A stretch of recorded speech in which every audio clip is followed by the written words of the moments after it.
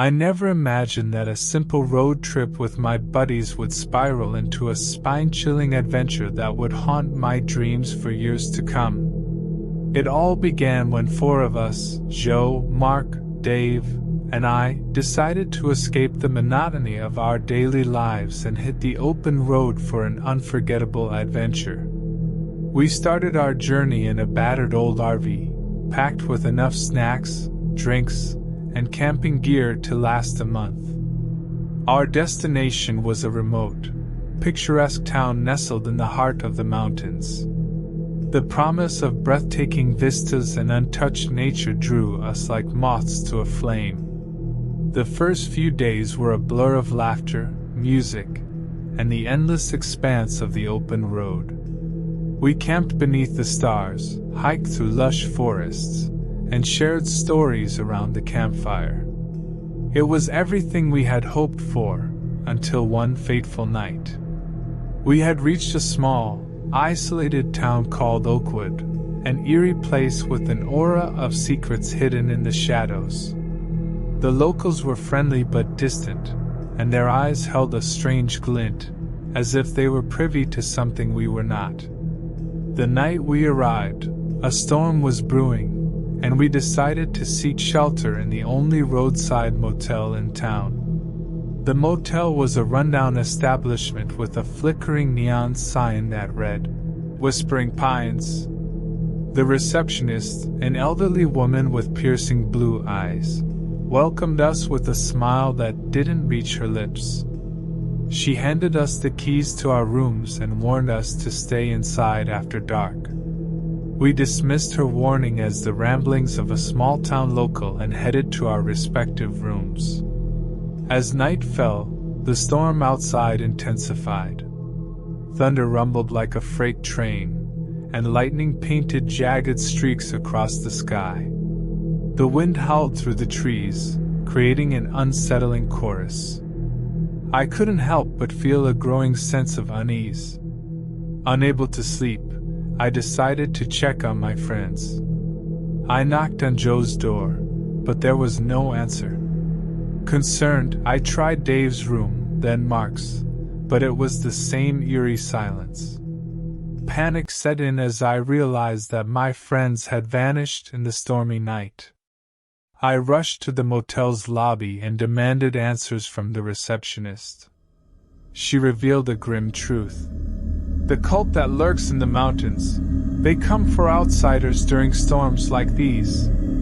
They believe it's a divine offering to their gods. My heart pounded in my chest as she handed me a faded photograph of a group of robed figures in a forest clearing, chanting around a fire. She explained that they were the Whispering Pines cult, a group rumored to have been performing dark rituals in the mountains for generations. Dread settled over me as I realized that my friends might have fallen victim to this cult's sinister practices. I begged the receptionist for help, and she reluctantly agreed to guide me into the mountains, where she believed the cult would be hiding. We set out in her old pickup truck, the rain pelting the windshield like relentless tears. The journey through the dense forest was treacherous, and my anxiety grew with each passing mile. It was clear that the receptionist knew more than she was letting on, and her motives remained shrouded in mystery. Finally, we reached a clearing deep in the woods. A circle of torches illuminated the area, and eerie chanting filled the air. My heart stopped when I saw my friends, bound and gagged, surrounded by the cult members in their hooded robes. I couldn't bear to think of what might happen next. The receptionist handed me a knife and whispered, "You have to save them. It's the only way." With newfound determination, I crept closer to the cult's gathering. Just as I was about to cut my friends free, a sudden twist of fate changed everything. The ground beneath me gave way, and I tumbled into a hidden pit covered by leaves and branches. I landed in darkness, pain searing through my body. My last sight before falling was of the receptionist, her expression twisted with malevolence. I was trapped, unable to reach my friends or escape the pit. As I lay there in agony, the cult's ritual reached its climax. The chanting grew louder, and the sky itself seemed to shudder. A bolt of lightning struck a nearby tree, igniting it in flames. The cult members raised their hands toward the inferno, and in that moment, a figure emerged from the fire.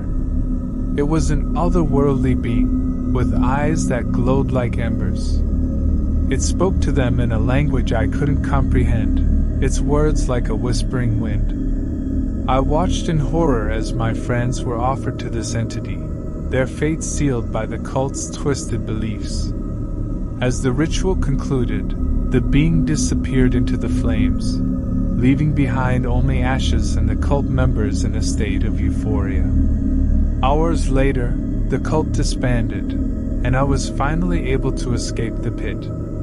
But it was too late. My friends were gone, taken by forces beyond our understanding. The receptionist reappeared, her eyes filled with a satisfaction that sent chills down my spine. "You were the offering they needed," she said with a malevolent smile. "You were always meant to be the sacrifice." With that chilling revelation, I fled the cursed town of Oakwood, forever haunted by the nightmarish road trip that had gone horribly awry. The Whispering Pines cult had taken my friends, leaving me with a tale of terror and a relentless desire for answers that would haunt me for the rest of my days.